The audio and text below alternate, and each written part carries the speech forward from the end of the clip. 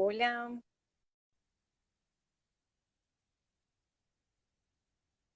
hola, buenas noches.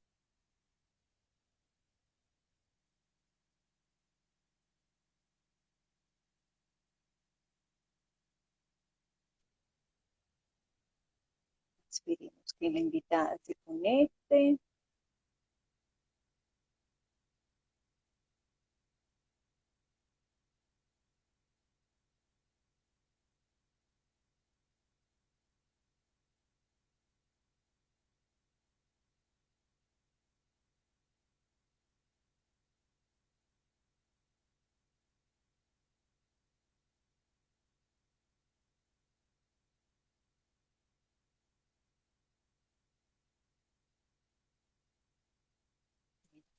Acá,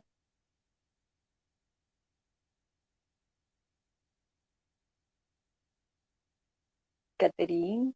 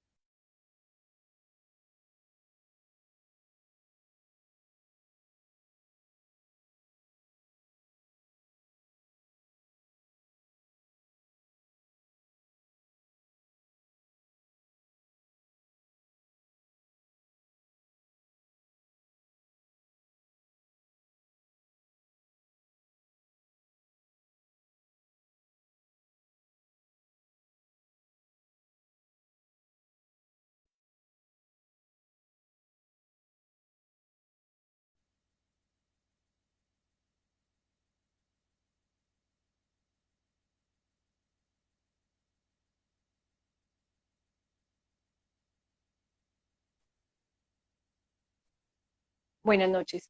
Tenemos un momento, por favor, que tenemos como... Ahora sí. Ya. Buenas noches. ¿Cómo están? Muchas gracias por asistir. Bueno, mi nombre es Paula Andrea Gallego. Soy psicóloga especialista en cuidado paliativo. Pertenezco al grupo de cuidados paliativos y duelo. Y hoy tenemos una invitada muy especial. Ella es enfermera especialista en cuidado paliativo, es docente y también médica tradicional china. Y trabaja con el grupo de asistencia paliativa de la Cruz Roja. Como le puse una bienvenida a Caterine Escobar Buitrago. Hola, Kate, ¿cómo estás? Paula, muchas gracias por la invitación. Eh, Bienvenidos todos. Pues la idea es que en este ratico podamos aclarar muchas dudas y hablemos mucho de lo que podemos hacer como cuidadores de los pacientes. Claro que sí, esa es la idea. El tema de hoy es el cuidado al cuidador, algo tan importante que a veces dejamos como rezagado, ¿cierto, Kate? Y tenemos como muy enfocado solamente al enfermo, pero realmente pues a esta base fundamental del cuidado no la tenemos. Es verdad, Paula. Ser cuidador es algo muy bonito y es algo que es como la manera de decirle a ese paciente que lo queremos, que estamos pendientes de él, pero en ese amor y en ese afán de ser lo mejor, se nos olvida que como cuidadores somos la parte fundamental o somos el sostén de toda esa misión o de todo ese cuidado, y ahí es donde vienen pues como todas las dificultades con el cuidado. Tienes razón, Kate. Bueno, Kate, pero entonces vamos a empezar como a exposar un poquito, porque tú sabes que esto tiene muchas cosas, pero la idea es que nos quede claros todos desde el principio. ¿Qué es un cuidador? Listo. Entonces, un cuidador es esa persona que se va a encargar de darle al paciente, ese paciente del que hablamos cuando se requiere un cuidador o un cuidador primario, como lo llamamos más comúnmente, es el cuidado a, bien sea un adulto mayor, un enfermo con una enfermedad crónica que lo ha llevado a la cama o que va a ir teniendo un deterioro, es decir, una enfermedad degenerativa. En Sí. otros casos hay pacientes que tienen enfermedades cognitivas desde su nacimiento y van a requerir ese cuidado o ese cuidador principal, o hay algunas enfermedades o accidentes que dejan a una persona con necesidad de ese cuidador principal. Entonces es la persona que le va a asistir en todas las situaciones a ese paciente. Lo más importante es que le va a atender sus necesidades básicas, pero no solamente de cuidado, sino o de cuidado físico, sino también de acompañamiento y de cuidado emocional, y de eso vos, pues, Paula, sos la tesa, pero de eso es lo que queremos saber. Ese cuidador cumple todas esas esferas de lo que es ese paciente. Bueno, Kate, nosotros hemos escuchado por ahí muchas veces en el gremio, más que todo de salud, que hay un cuidador primario. Ese cuidador primario normalmente es el que se encarga de ese paciente en esas circunstancias que acabas de describir, ¿cierto? Pero, ¿cuál sería el perfil de ese cuidador? ¿Quién es normalmente el que cuida a esos pacientes? Listo, Paula, y es muy importante. Realmente cuando hay la necesidad de un cuidado o llega un paciente a una familia, que esto varía mucho las dinámicas porque hay que buscar ese cuidador o mirar qué se va a hacer. Lo Ujú. ideal de ese cuidador es que él tenga, lo más importante de ese perfil es que quiera y que tenga ganas de hacer. En algunas ocasiones es como me tocó a mí, porque no hay nadie más, Que es la pero gran lo ideal es mayoría, que sí, la, es como bueno, no, desafortunadamente. Ajá. ¿qué tiene que pasar ahí para que ese cuidador lo pueda hacer? No tiene que tener una formación especial, pero sí es importante que ese cuidador, a partir de ese momento en que se va a convertir en cuidador, se empiece a generar un perfil. Es decir, que pueda asistir, por ejemplo, a un grupo de apoyo de cuidadores que generalmente las clínicas y los hospitales no lo pueden ofrecer. Si no nos lo ofrecen, ¿qué hay que hacer? Preguntarle a la trabajadora social, que ya nos va a decir. Puede que no es, en ese hospital, esa clínica o esa EPS donde estamos no tenga ese grupo de apoyo, pero nos oriente a dónde podemos acceder. Es muy importante que ese cuidador, más que un perfil, es que quiera y pueda hacerlo. Y cuando hablábamos, Paula, de que hay veces es como que me tocó, también hay veces que me toca decir no puedo o no soy capaz. Ser un cuidador no puede ser algo tan obligatorio que yo lo tenga que hacer, muy a pesar de mi salud propia, de mi salud física, de mi salud emocional y de mi salud mental. Mucho cuidado, porque ser cuidador o decir no puedo cuidarte en todas tus esferas no quiere decir que no te esté acompañando. Hay familias que requieren muchas veces un cuidador externo y es ese Ujú. apoyo desde una enfermera, desde un auxiliar de enfermería o desde un cuidador. Hay personas que se educan para ser cuidadores de pacientes y les ayudan como en la parte técnica de la asistencia en alimentación, en baño, en cuidado en cama, y yo como familiar hago la otra parte, el cuidado emocional, el acompañamiento y la salud mental, porque no me siento o física o emocionalmente capaz de hacer la otra parte. Y mucho ojo ahí, que no porque yo sea el que estoy en casa o no porque yo sea quien tenga más posibilidades de renunciar al trabajo, que pasa muchísimo, Paula.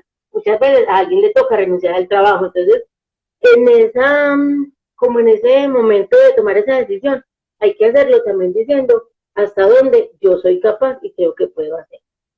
Exacto, es verdad, Katy. Claro que lo ideal es que se pueda conciliar entre todo el grupo familiar, ¿cierto? De que, bueno, realmente yo voy a ser el que voy a proveer, digamos, lo económico, yo soy el que lo voy a llevar porque tengo el carro, entonces lo voy a llevar a las citas. La persona de pronto que esté trabajando, pero que le queda fácil como para agendar citas, ir por medicamentos, todo, no recargar todo en una sola persona, pues como lo decías, es un cuidado que hay que tener con ellos. La Eso es muy idea, importante, Paula, y es sí, distribuir esas funciones. Porque ajá, cuando decimos cuidador primario, la palabra como que reúne, bueno, hágale usted y nosotros miramos. Y que no sea solo la parte económica, porque esa no es una sola solución. O sea, ese cuidador primario ujú, necesita otro tipo de ayudas y de acompañamiento. total. Además, Kate, también nos podemos encontrar con situaciones en que no hay una familia. y normalmente consideran que el cuidador es solamente ese papá, esa mamá, ese hermano, ese hijo, sino que hay muchas situaciones en las que nos encontramos con personas que son cuidadas por un vecino, son cuidados por un amigo, personas que de su voluntad, como lo estabas diciendo ahora, generan como mm, ese cuidado pues por estas personas, con mucha entrega, con mucho cariño, pues es algo muy importante. Pero entonces hay otra parte, Kate, y es lo siguiente, ¿qué pasa con esos cuidadores cuando no tienen esa otra persona que les pueda ayudar? Cuando ellos ya se sienten cansados, cuando ellos se sienten, no sé, hablemos propiamente de la claudicación del cuidador. Ah, bueno. Ahora es importante tocar un tema y muchas veces el cuidador principal es el que no permite también que haya otro apoyo. Entonces, en la claudicación de ese cuidador no solamente se da por temas de que no tengo quien me soporte, sino que finalmente para ese cuidador primario o principal se vuelve como que todo su trabajo está ahí, o todo lo que hace, o toda su espera está en ese paciente y en dedicarse. Y muchas veces por ese amor o porque aprendió a conocer el paciente, es que yo sé que cuando él mueve la mano así es porque tiene calor, y cuando hace esto es porque quiere que le quite la cobija, entonces yo no lo puedo dejar con nadie porque nadie más le sabe entender. Y esas cosas muchas veces son como las formas en que nosotros mismos, como cuidadores, eh, empezamos a crearlas y a pensar que somos indispensables para el paciente. Ese paciente, esos cuidadores, llega un momento en que su cansancio físico es tal que empiezan a generar enfermedades. Primero es enfermedades físicas, que podemos empezar a evidenciar en esa claudicación, es como el cuidador no duerme. Entonces hace comentarios como no, es que yo lo siento así medio respira porque yo me mantengo mucho despierto. Entonces, ojo ahí, que tengo que empezar a mirar. Es que no está durmiendo, es que lo cuida de noche y de día. O empezamos a ver que ese cuidador empieza a tomar pastillas.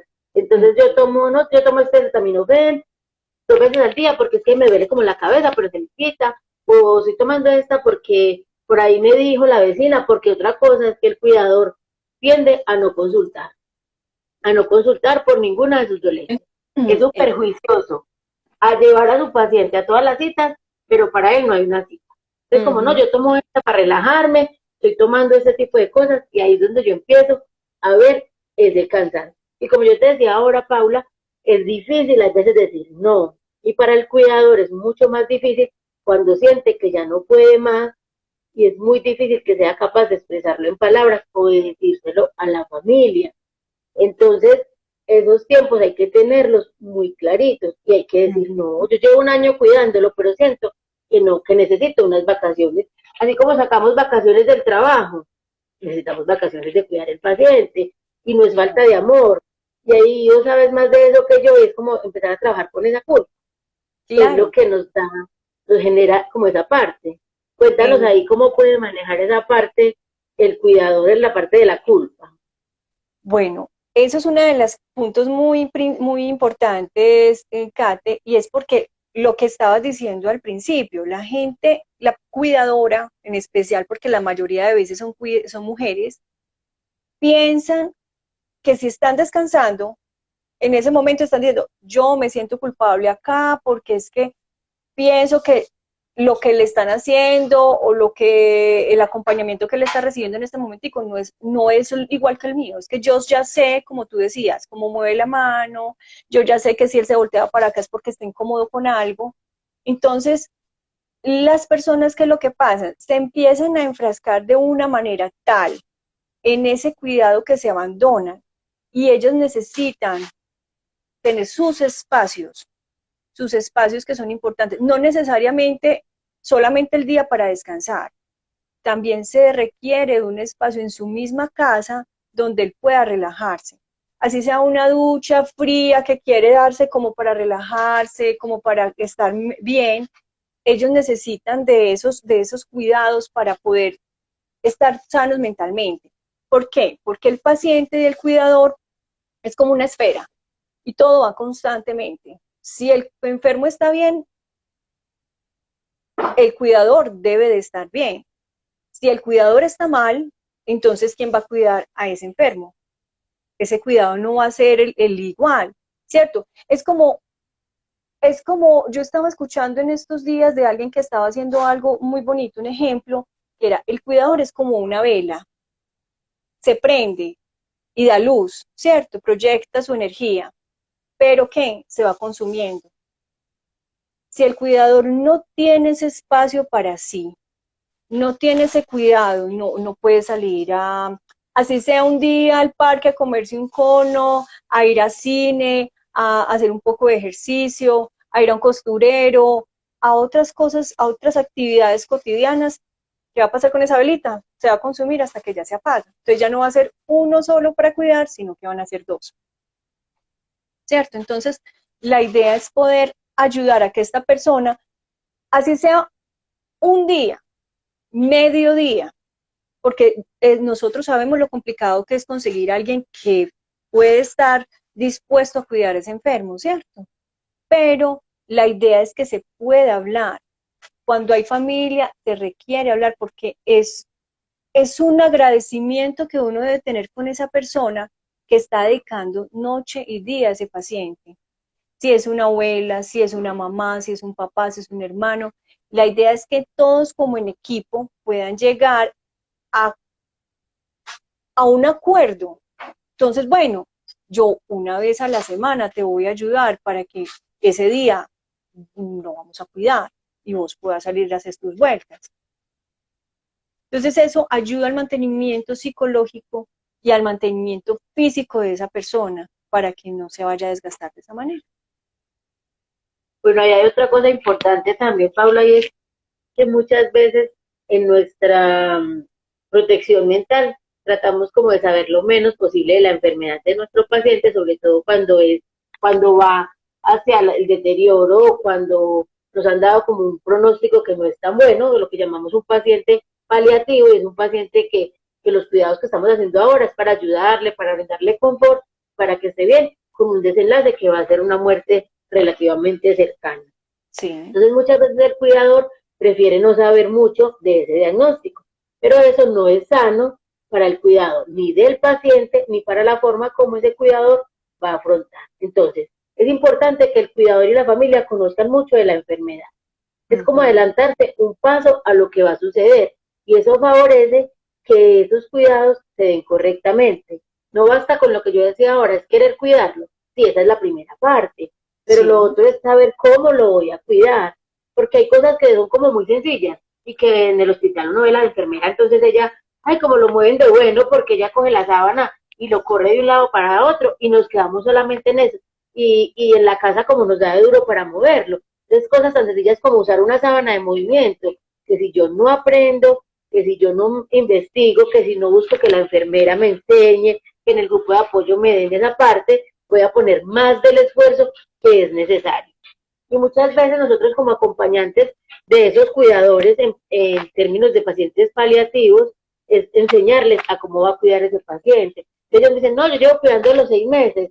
Y cuando uno le empieza a ver como la dinámica, se está esforzando de una manera que no es necesaria porque está acabando todo ese recurso físico y toda esa energía en un momento o en una actividad que no la requiere. Entonces es muy importante la parte de la educación. Exacto. Ese cuidador se tiene que educar en cómo y en qué va a hacer con ese paciente. Ese es un punto ahí para iniciar, pero no solamente la familia. Y luego ese cuidador se va a convertir en ese profe de la familia. Entonces yo como cuidador digo, no, es que ustedes no saben cómo se le da la comida. Entonces es la oportunidad de decir, listo, hagamos una cosa, hagamos una visita, es que venimos a visitar a mi mamá los domingos.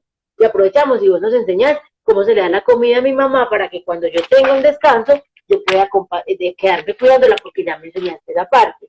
Entonces es también como jugar con esas palabras para que ese cuidador no solamente se sienta importante en el cuidado, porque eso generalmente es lo que pasa. Ese cuidador empieza a sentir que el cuidado de su paciente es lo que le da la importancia o lo que le está dando esa cercanía. Pero si yo le digo que es tan importante lo que hace por el paciente como lo que me está enseñando a mí, pues le ayuda a soltar un poquito. Y vos de eso pues sabes más en cuanto a duelo, porque eso es como lo que llaman ustedes el duelo adelantado, que es difícil, pero es como ir un Ujú. pasito. Nuestro paciente hoy come, pero puede ser que ya nos dijo el médico que en un mes no va a comer, entonces vamos a empezar a adelantarnos a ese paso, cómo lo vamos a afrontar y nos ayuda con esa parte. Cuéntanos ahí qué se puede hacer para ir adelantando esa parte del duelo en el deterioro de nuestro paciente. Bueno, en el deterioro del paciente es muy importante, como tú lo dices, tener la información real de lo que está pasando con él, ¿cierto? En ese proceso se da la oportunidad del duelo anticipado. Es uno ir aceptando poco a poco lo que es verdad, o sea, en la situación en que se encuentra el paciente. La verdad es que el paciente ya no se mueve y entre más días va a perder más movilidad. Mientras más pasa el tiempo, ya la persona no va a hablar, no va a tener esa conexión con ustedes. Es ese proceso, darle esa oportunidad tanto a la familia como al paciente, porque ahí se puede hacer las dos cosas, ¿cierto?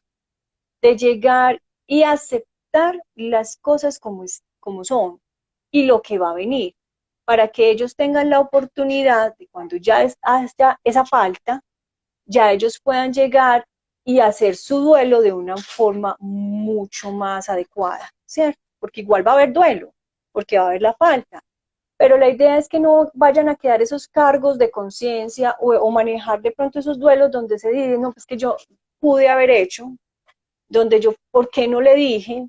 Sino procurar como que esos espacios, ¿cierto? Si el papá o la mamá o el hermano, el enfermo esté en una situación donde uno puede llegar y hablar, bueno, mm, yo hace rato no te hablo, no te digo cuánto te quiero, no te digo, o sea, expresar desde lo más profundo de su ser y lo más sincero realmente de lo que se considera para esa persona, lo que quiere esos sentimientos hacia él, para así poder llegar y librarse, ¿cierto?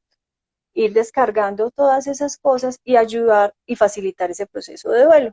Ya después, lo ideal es continuar con un proceso de duelo y puede ser con un acompañamiento. Tú sabes que el duelo no es algo generalizado.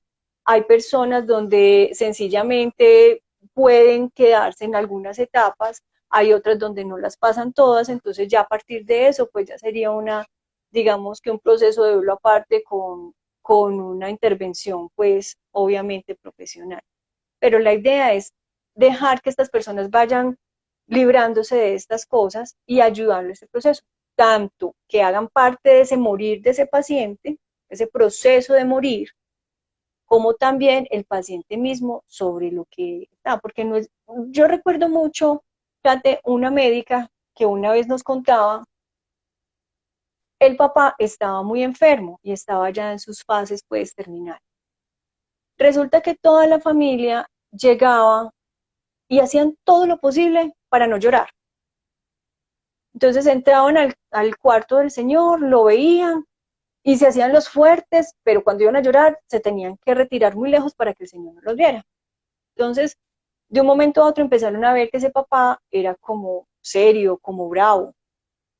Entonces, la cuidadora principal llegó y se le acercó, papá, ¿qué es lo que te pasa? Y lo que él dijo fue, estoy muy triste, hija, por, al ver la indiferencia con que ustedes me tratan. O sea, yo me estoy muriendo y a ustedes no les está importando. ¿Cómo así, papá? Sí, porque yo veo que nadie llora, nadie me dice nada y sencillamente vienen como si nada estuviera pasando.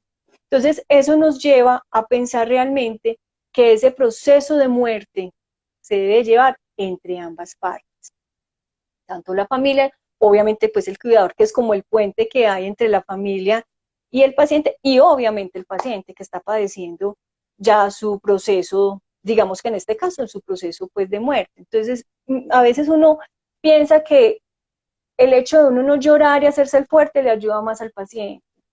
Y no, es válido no llorar, es válido no demostrarle a esa persona realmente que se quiere, que le duele ese proceso y obviamente lo que va a desencadenar más adelante. Gracias, Paula. Ahí tocas una cosa muy importante y es ese plan de cuidado debe incluir el paciente. Cuando yo no incluyo el paciente, cuando pues él ya no esté en las condiciones de comunicarse, y no solamente cuando hablamos de comunicarse estamos hablando de hablar, sino de demostrar, de decirme qué, porque también pasa mucho que ese cuidador principal, que siempre es desde el amor, eso es muy importante, y es que el cuidador primario lo que quiere sobre todo es ponerle todo ese amor y demostrarle que lo está haciendo con gusto, pero hay que tener mucho ojo ahí, porque ese es un trabajo tan exigente y es un trabajo físico y emocional tan fuerte que en esa emoción no encubrirme termina ese cuidador convirtiéndose como en ese verdugo del mismo paciente. Y eso no nos puede pasar. Entonces, tienes que desayunar a las 8 de la mañana porque yo, en mi afán de cuidarte, te hice un plan de comidas, pero el paciente siente que no es capaz de desayunar, que a esa hora tan temprano siente náusea, pero piensa que a las 11 de la mañana le sienta mejor ese desayuno. Pero no conciliamos, hay que ser muy cuidadosos ahí. El paciente debe hacer parte fundamental de ese plan de cuidados. O muchas veces como cuidadores nos adelantamos tanto al deterioro de nuestro paciente que terminamos haciendo cosas por él que él todavía puede hacer. Si nuestro paciente puede comer solo, él seguirá comiendo solo. Yo lo que voy a hacer es proporcionarle la forma y la comodidad de que él coma. O si mi paciente todavía puede usar el baño, pues lo vamos a llevar al baño, no le vamos a poner pañal porque no lo necesita, se puede movilizar, vamos a hacerle la movilización.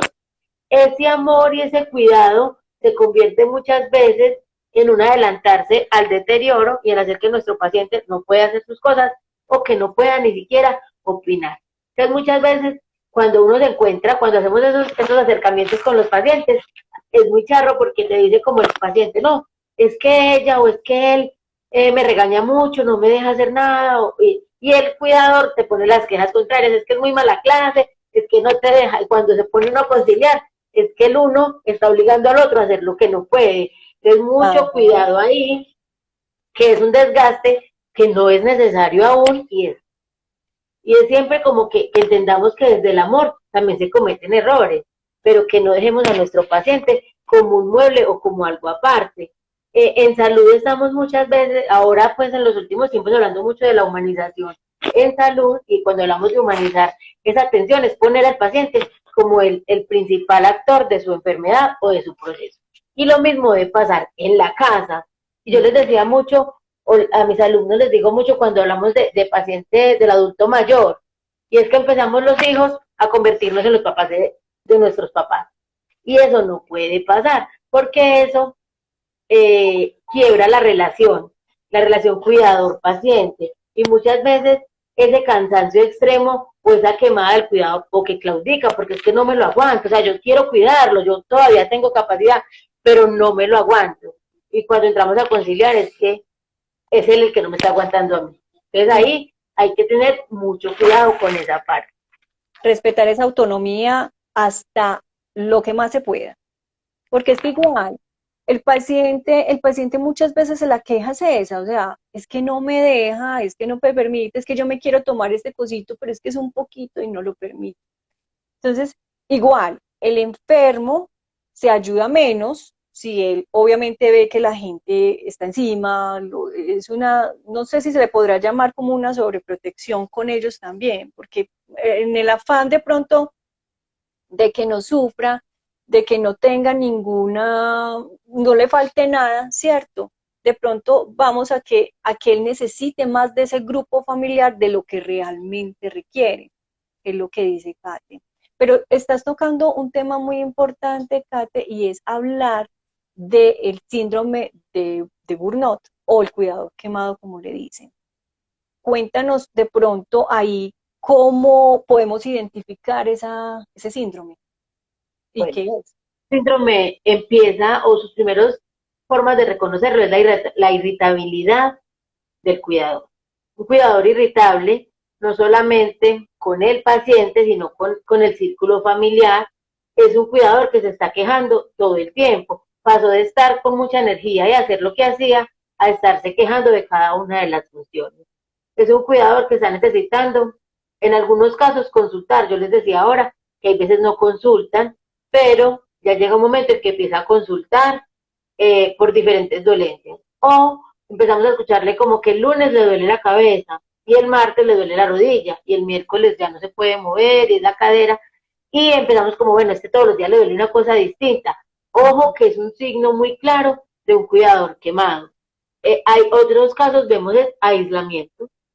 Ese cuidador ya no nos contesta el teléfono, vamos a llamar a preguntar por el paciente y no hay quien conteste el teléfono, no quiere hablar, o estoy muy ocupado, estoy haciendo esto o lo otro del paciente. Es un cuidador que se nota en sus fascias que está realmente cansado y enfermo, empieza a perder o a ganar mucho peso. Mucho ojo que no solamente la persona que está perdiendo peso es la que está en un estado de estrés o de cansancio extremo. Muchas veces es la otra parte porque está pasando su ansiedad, comiendo demasiado, está teniendo un trastorno alimentario, pasa también mucho, trastornos del sueño, su cuidador que lo vemos con ojeras todo el tiempo, que no duerme bien en las noches, pero que si vamos a hacer una visita y estamos ahí sentados, vemos que se cabecea todo el tiempo, que se está quedando dormido, son signos y síntomas de agotamiento, de cansancio y de estrés. Inclusive muchas veces el paciente es el que nos hace como notar que se ha cambiado tanto, se ha vuelto tan mala clase, o no me hablan todo el tiempo, o ya le da rabia todo lo que le digo. Mucho cuidado, que esos son signos o son síntomas de que nuestro cuidador está quemado o que tiene el síndrome de burnout que llamamos, que es un cansancio extremo posterior a ese cuidado. Y que muchas veces ese agotamiento lleva a que la persona sea también algo irritable también con el mismo paciente. Sí, esa es una de las partes como fundamentales. Si el paciente puede comunicarlo, nos va a decir, no, se volvió muy grosero, es muy mala clase, le da rabia que le diga, y eso genera no solamente problemas físicos y emocionales en el cuidador, sino que desencadena que ese paciente no esté recibiendo el cuidado en el que necesita, porque muchas veces cuando es tanto ese cansancio, el cuidador sin intención, mucho ojo ahí, que es algo, no es algo que pueda manejar o que no es algo planeado, como ve, entonces lo voy a dejar Lo seis voy a horas en la apoyar. misma posición. O Exacto. sea, no es algo que estoy maquinando, es simplemente algo que sucede por todo eso que está ahí. Paula, pues de eso no se puede explicar más, es lo que pasa cuando yo tengo un desorden y es que de repente, como si fuera maldad, decido dejarlo acostado a mi paciente todo el día en la misma posición o no cambiarle el pañal. Pero siempre tenemos que ser muy claros que nada de eso es premeditado, simplemente es una consecuencia de ese cansancio físico extremo y de ese cansancio mental que se generó a través o por ese cuidado. Perfecto. Sí, porque muchas veces eso también no solamente es el agotamiento, sino también la presión. La presión puede ser por lo económico, porque de pronto ya esa persona que era el que generaba los ingresos para, es más, el mismo paciente muchas veces es el que generaba los ingresos y ya no lo hay, entonces no se sabe qué va a pasar en esa familia, ¿cierto? Adicional, lo que tú decías al principio de este conversatorio, que era sencillamente abandonar lo laboral o lo profesional o tener que abandonar también el proceso de estudios en el que se encuentra la persona, el cuidador. Fuera de eso, la culpabilidad. Dicen que una persona que se sienta culpable no es la persona idónea para que cuide a este paciente, porque entonces van a estar, digamos, exagerando las cosas para poder llegar y, no, es que si mi papá se volteó para acá, ya, se me va a caer.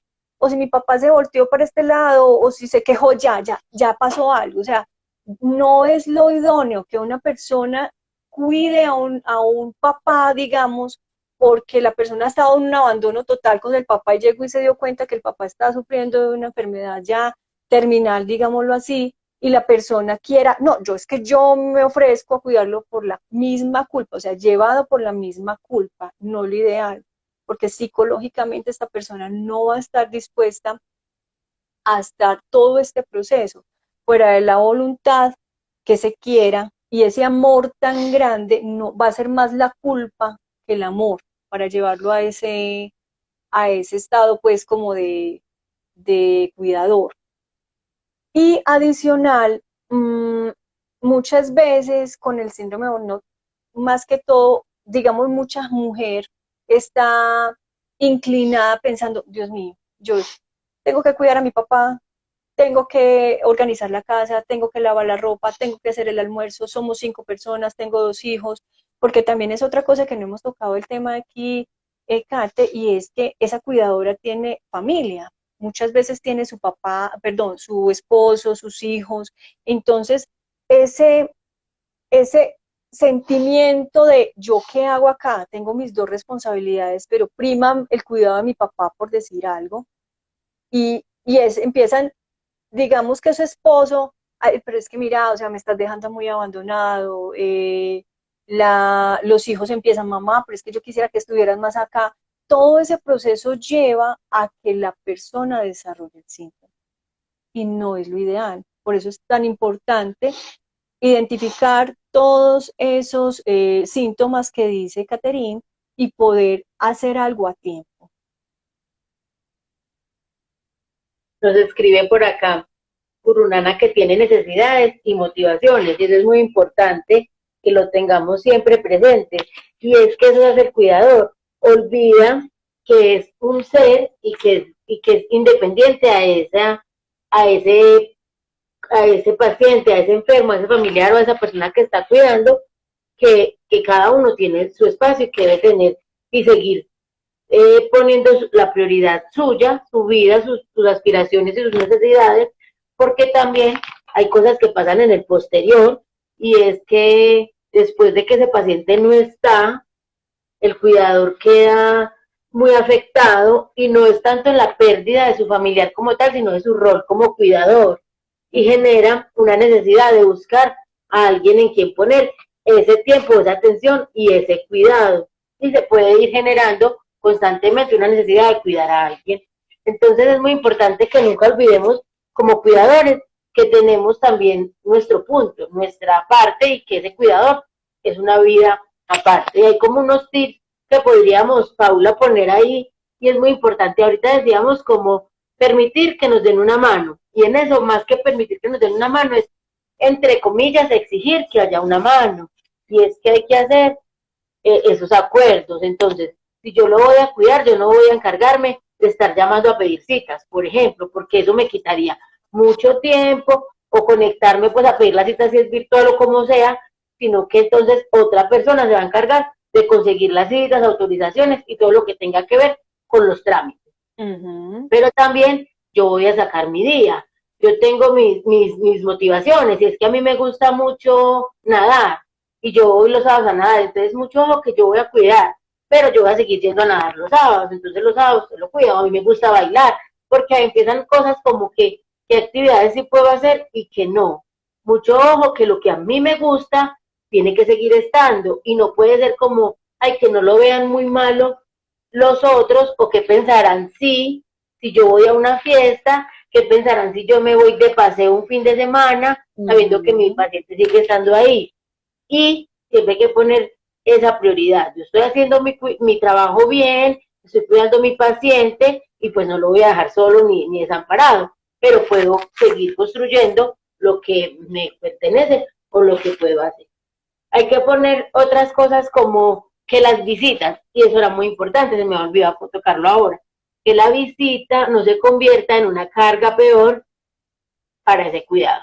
Porque, ¿qué pasa, Paula? Generalmente, sobre todo cuando son los papás, papá o mamá la que estamos cuidando, entonces el domingo van el resto de los hermanos, los sobrinos, las cuñadas, todo el mundo, y termina ese cuidador súper preocupado por tener el paciente bañado bien temprano y organizado pues el cuarto y todo perfecto, porque llega la visita. Pero además hay que darles almuerzo, hay que tenerles esto listo, cómo vamos a atender la visita.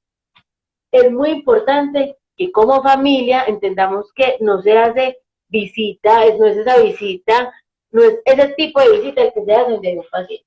La visita es muy diferente, y es, bueno, yo voy a ir el domingo, entonces ¿a qué horas llego para ayudarte a bañar a papá? Yo no sé cómo se baña, pero te ayudo, pues me explicas, te cargo el agua, porque también es importante saber que hay hermanos que, por ejemplo, no serían capaces de hacerlo, porque ¿ves? Yo no me siento capaz de bañarlo, pero te puedo acompañar, yo te paso el agua, como te paso la toalla, le ayudo a tender la cama, que esa visita funcione, y es de ambos lados, no solamente que el cuidador lo permita, sino que los otros también lo hagan y ponerlo como en consenso. O vamos a ir, entonces la familia mía se encarga de hacer el almuerzo, hoy que vamos a hacer la visita, y le estamos quitando cargas, o hay Claro. otras formas de ayudar. Se puede involucrar a los amigos, no solamente es la familia, muchas veces las personas, los amigos o la gente de la iglesia, el apoyo de las diferentes iglesias a las que pertenece, cada uno es como, ¿cómo te pudiera ayudar? Y nos da pena o no nos sentimos cómodos, o por ejemplo, mi paciente no se deja cuidar sino de mí, pero yo puedo aprovechar. Entonces te digo, bueno, no, puedes venir a sacar el perro. Claro. Entonces ahí hay ya yo estoy haciendo una cosa menos, o es que la basura hay que llevarla hasta afuera tales días, si el vecino del lado me quiere ayudar, me puede ayudar sacando la basura. Son cosas que parecen muy pequeñas, pero que en ese cuidado y en esa parte están ahí y favorecen muchísimo que ese cuidador nuestro no se queme, por lo que vos decías, Paula, y es que no solamente es el paciente, es un montón de cosas alrededor que no dejan que se pueda como desarrollar eso ahí.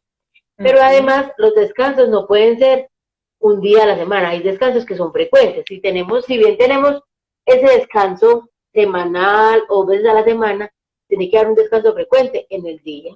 Que es que yo pueda tener un momento en el que yo pueda leer, me pueda tomar esa ducha larga, no que esté mirando que me voy a jugar rápidamente porque tengo que salir, que yo pueda tener el tiempo de mi alimentación. Es súper importante la alimentación del cuidador, que sean los tiempos. Se me olvidaba, otro de los signos o síntomas muy claros es los trastornos gastrointestinales en ese cuidador. Empieza con la gastritis o se queja de la acidez. Ese es uno de los signos que nos está mostrando que ese cuidador se está cansando y nos está mostrando que no se está pudiendo alimentar correctamente o en los momentos. Ese cuidador necesita. Sí, perdón. Dinos. Una de las cosas también que se nos olvidó de pronto comentar al principio es que es indispensable entre el grupo familiar identificar habilidades. Por lo que estabas diciendo ahora, bueno, la persona que vaya a sacar el perro, la persona que vaya a limpiar la casa, la persona que vaya, o sea, no necesariamente tiene que tener la habilidad para saber manejar un paciente, pero si puede hacer el aporte con el cuidador, es una gran ventaja para él. Es una gran ventaja. Qué pena te interrumpo. Ana María Pérez está preguntando que si está bien un solo cuidador para el día y la noche, ya que la mamá va a estar en un proceso para iniciar diálisis peritoneal. Listo. Que es importante. Cuando tenemos un solo cuidador para el día y en la noche, la estrategia que planteamos es como la que le dice uno a la mamá cuando tiene el bebé recién nacido, y es que ese cuidador se aproveche los mismos tiempos del paciente. Entonces, si el paciente se va a recostar y va a hacer la siesta, aprovecha el cuidador y hace la siesta. Y es como que puedan ponerse, está bien, si no hay otro cuidador y si necesitamos que está, por ejemplo, en diálisis peritoneal, generalmente lo que hace el paciente es que se conecta en las noches para que se haga el proceso, porque es larguito, pues, o hay unos horarios específicos. Es importante que el cuidador pueda estar como con la lucidez necesaria en los momentos de la diálisis y que en los otros momentos pueda descansar igual con el paciente, pero también que nos funciona Ana María. Por ejemplo, si yo no soy capaz de acompañarle en el momento de conectarse en la diálisis y demás, si puedo quedarme un rato sentado ahí, leyéndole, conversando con el paciente, mientras el cuidador descansa o hace otra actividad. Y así no hacemos que el cuidador principal se canse tanto estando todo el tiempo ahí con ese paciente. Bueno, eso es Bella, por aquí está escribiendo, buenas noches, es importante en lo posible definir límites y roles dentro del hogar. Es indispensable, es verdad. Por eso es tan importante llegar y poder conciliar con la misma familia y saber identificar las habilidades y saber identificar los roles en cada uno. Bueno, entonces usted, lo que habíamos dicho, usted va a limpiar, usted va a ir a hacer las vueltas a la EPS, o usted va a ir a cuidar, no sé, si hay animales, entonces nos vas a colaborar con eso. Pero es indispensable, es verdad, es verdad. Y hay otra forma, Paula, y es que si yo puedo colaborar desde la parte económica, también puedo aprovechar y es como qué le gusta comer al cuidador, es que le gusta mucho el helado de vainilla y no es tan fácil que salga a comerse un helado, entonces vamos a llegar un día con ese helado, o es que sabemos que le gusta leer, que le gusta leer, llevémosle un libro de esos para que en algunos momentos pueda leer o que se sienta cómodo, llevarle algo que le pueda favorecer. Es que no solamente tenemos que cuidar a nuestro paciente, ese cuidador es como ese eje fundamental, es el puente entre el bienestar del paciente y todo lo que gira alrededor de él, entonces es como ayudar de cualquier otra forma. Y lo que les decía al inicio, es súper importante que podamos conseguir los grupos de apoyo para esos cuidadores. Y en ese orden hay que cubrirlo para que él pueda asistir a los grupos de apoyo. Y es importante porque no solamente allí le van a enseñar a manejar el paciente, sino que para ese cuidador se convierte en todo un mundo estar cuidando a su paciente. Y se llega un momento en el que se siente que solo soy yo el que está viviendo una situación como esta. O sea, es como esa pregunta que siempre llega, es ¿por qué a nosotros o por qué a mí me tocó esta situación? Si yo fui, si yo hice, si yo nunca he hecho, esas preguntas siempre se van a poner ahí. Pero cuando yo puedo compartir con personas que están viviendo una situación similar o que la han vivido, pues eso me genera como un descanso, como bueno, no, que yo no soy el único, es que hay otras formas. Y muchas veces el otro me cuenta, como ve, a mí me funciona tomarme una leche caliente y eso me da tal cosa. O si yo hirvo manzana con todas esas recetas y todo eso que es compartir y todos esos saberes son los que ayudan a aliviar esa carga y que pueda hacer otras cosas. Y en los grupos de apoyo se aprende, no sé, a hacer cosas manuales que favorecen mucho, disminuir el estrés, disminuir el cansancio cerebral. Entonces siempre, siempre es muy importante. Y también es muy importante que estemos pendientes no solo de la salud física, sino de la salud emocional de ese cuidador. Y que si es necesario, pidamos esa ayuda profesional cuando se necesita. El cuidador no se nos va a quejar o nos va a decir, yo necesito esto, pero yo puedo identificarlo y es la mejor manera de ayudarlo. Un cuidador que no está en su capacidad repercute en un mal cuidado para el paciente. Y no, y vuelvo y lo repito, nos tiene que quedar muy claro, y no es por gusto, no es porque quiera, no es por nada, es simplemente que su cuerpo y su mente no va para más. Entonces, vamos a ser muy juiciosos con ese cuidador y como con esa protección para dar lo que podemos ofrecer desde nosotros. Y eso no solamente aplica a nuestras familias, mira que yo les decía como los amigos, como amigos podemos ofrecer estas qué puedo hacer por vos, qué puedo hacer por tu familia.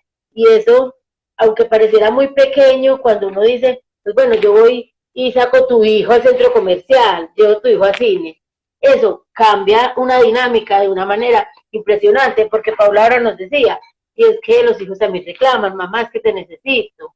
Entonces, veo, si quieres, yo puedo ir a ayudarle a hacer las tareas con tus hijos. Y eso a ese cuidador le favorece un montón. Kate, adicional a eso, hay algo que quisiera saber porque me ha llegado el comentario hace pocos días. ¿Es igual una persona que se ha cuidado por un cuidador, ya sea un cuidador, familia, amigo, vecino, un cuidador un profesional, digámoslo así, como los hay también, a llevar a una persona con un diagnóstico, digamos, de una enfermedad terminal y una demencia a un centro gerontológico, a un asilo? Bueno, eso es una pregunta muy sensible, Paula, porque generalmente esa pregunta siempre va acompañada como del juzgamiento alrededor. Y es importante que sepamos varias cosas. Y es, uno, hay un análisis muy consciente. Aquí nos decían que un cuidador empoderado es un cuidador consciente de lo que hace. Y eso hace parte de esa conciencia. Y es mirar, si tenemos la posibilidad de cuidarlo, si hay todos los recursos que se requieren, que no solamente son económicos, sino humanos, técnicos y demás. Y lo otro es si la mejor opción es estar en la institución. ¿Qué pasa? Es muy importante cuando nuestro paciente es consciente aún, esa decisión es única y exclusivamente del paciente.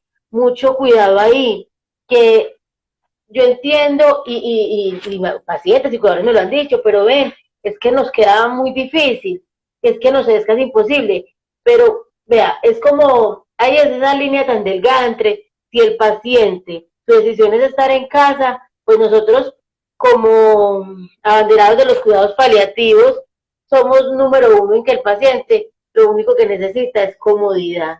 Y puede ser que muchas veces nosotros en ese amor queremos lo técnico y lo científico, ¿no? Es que imagínate que fuera una institución y allá le ofrecen esto, lo otro, tres enfermeras, una nutricionista.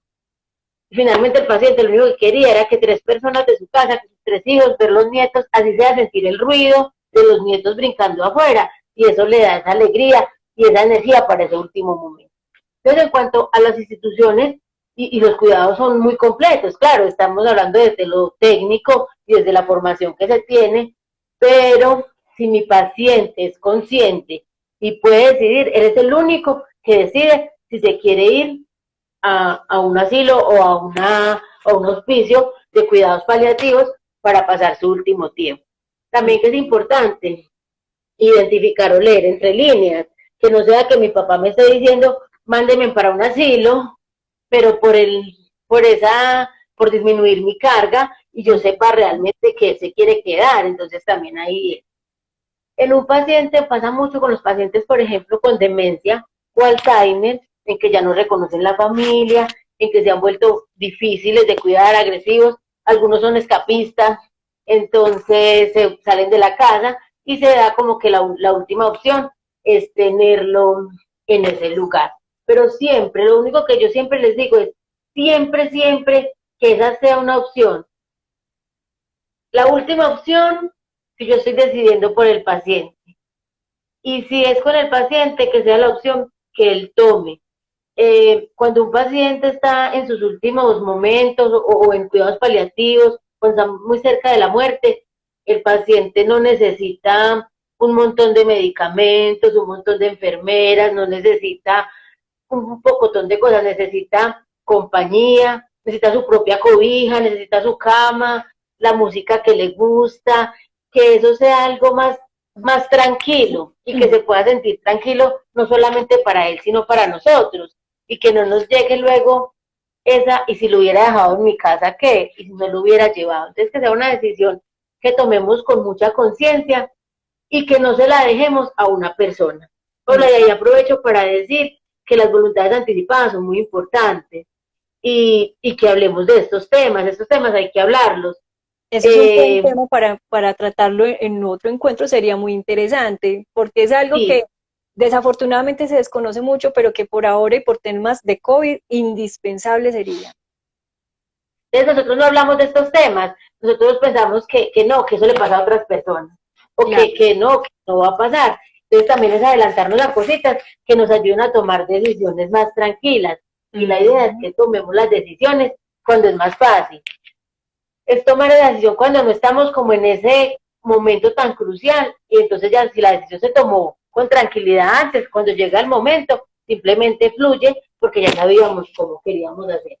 Entonces hay que hablarlo también. De pronto, los papás de pronto dicen, ve, si yo de pronto llego a estar sin, ya, o cuando les diagnostican su Alzheimer, su demencia, cuando yo ya no lo reconoce, cuando ya esté muy difícil, no se preocupen, lleven a un asilo, eso sí, mucho ojo, no es llevar un paciente y dejarlo allá. El acompañamiento técnico no lo hacen otras personas, pero el acompañamiento emocional no lo puede hacer nadie más que las personas que aman a ese paciente, independiente del estado de conciencia o del estado de lucidez.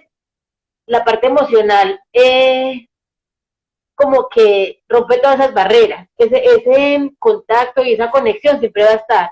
Y ese paciente va a sentir siempre, independiente de que no sepa que yo soy su hija, su esposa, su mamá o quien sea, se va a dar cuenta que ahí está ese amor y que está esa compañía y muchas veces facilita más ese paso o esa transición a la muerte o a las diferentes etapas de la enfermedad. Entonces, mucho ojo que poner ese cuidador en manos de otro. O lo otro es cuando yo contrato una enfermera o un cuidador. Pasa lo mismo, que yo contrate a esa persona, pero que el apoyo emocional esté ahí, que no se convierta como que en ese cuarto es otro mundo y no vamos por allá. Y no solamente con pacientes, también con nuestros adultos mayores. que no los convirtamos como en un mueble. Eso suena un poquito feo, pero no encontré como más ponerlo ahí, como en un mueble o en algo de la casa, hasta ahí, pero no hacemos contacto. El contacto humano no lo reemplaza nadie. El cogerle la mano no lo reemplaza ningún analgésico. El ponerte la mano en la cabeza, lo que decía Paula, llorar juntos, ese abrazo no lo reemplaza ningún medicamento, no lo reemplaza ningún sedante. Ese contacto humano es lo que necesita todo el paciente y también todos los cuidadores. Muchas veces los cuidadores son los más fuertes. Y sí, cuando yo recibo ese abrazo es que te das cuenta que es que yo estaba derrumbada, sino que estaba ahí medio pegada. Y ese abrazo me despega, me vuelve pedacitos, pero me puedo reconstruir. Entonces, mucho cuidado con eso. Esa es como la invitación que yo les hago. Nunca se les olvide que el contacto humano no tiene reemplazo. Nada reemplaza ese amor, ese contacto y esos lazos que se crearon durante toda una vida. Y nada más, ayuda más que lo emocional y ese vínculo familiar que se tiene. Esos vínculos en general, por lo general es lo que más ayuda. Kate, para ir cerrando, para que vayamos cerrando, contestémosle aquí a esta. Sí, nos dice están escribiendo, dime. Y cómo abordar la familia, especialmente cuando son hombres, para que ayuden más con presencia que con dinero. Bueno, ahí es un poquito importante. Hay veces ellos no son muy buenos para cuidar, pero los podemos convencer de que la presencia es estar. Y que, por ejemplo, si el paciente está consciente, venga y juegue cartas con él, dominó, lo que jugaban antes, es que sigue siendo esa misma persona. Venga y hable de fútbol, ponga el partido y conversen. Y eso está, presencia y cuidado mientras está ahí acompañado. Yo hago otras cosas, pero también es desde el temor. Muchas veces, y sobre todo pasa mucho con los hombres, no es que no quieran ayudar, es que se sienten muy temerosos. El hombre es más temeroso para cosas que no conoce o para cosas médicas. Los hombres generalmente le tienen miedo a las agujas, y si ven la sonda, la herida, yo me desmayo, pero podemos ponerlo desde esa parte, que haga otras cosas, no tan técnicas de cuidado, pero que puedan compartir los espacios que se compartían antes.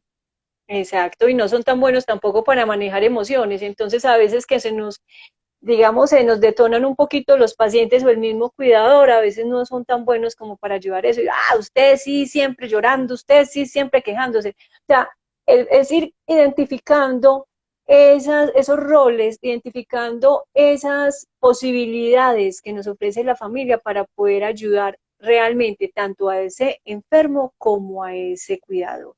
Bueno, Kate, entonces, digamos entonces que hacemos unas pequeñas unas pequeñas pautas para poder entonces evitar a que lleguemos a ese síndrome. Listo. Entonces, primero, siempre pedir una mano de ayuda. Segundo, apoyarse, tener un grupo de apoyo. Siempre hay que tenerlo, hay que formarlo, hay que buscarlo. Tercero, hacer descansos frecuentes. Cuarto, nunca olvidarse de mí, de mis gustos y de mis preferencias.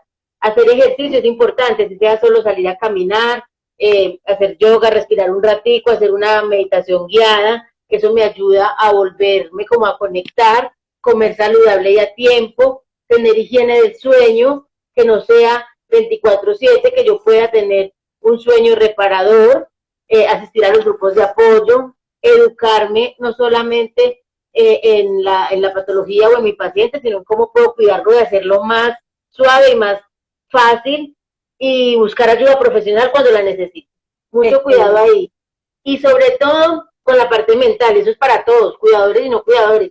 Nosotros nos duele algo y buscamos la pastilla rápidamente o consultamos, pero cuando nos duele es el alma o cuando vemos que la mente no está tan chévere, nos vamos haciendo los bobos, nos vamos haciendo ahí como, bueno, esto puede esperar, esto será bobada mía o cualquier cosa. Pilas ahí. Pedir ayuda siempre es muy importante y es la que nos salva. Entonces, mucho cuidado con eso. Bueno, Kate, yo te agradezco muchísimo por haber compartido con nosotros este espacio y a ustedes los esperamos para que nos sigan todavía, pues obviamente en los próximos eventos que vamos a tener y que nos sigan también en Paliativos y Duelo. Una feliz noche para todos y muchas gracias por acompañarnos. Gracias. Gracias, Paula. Chao.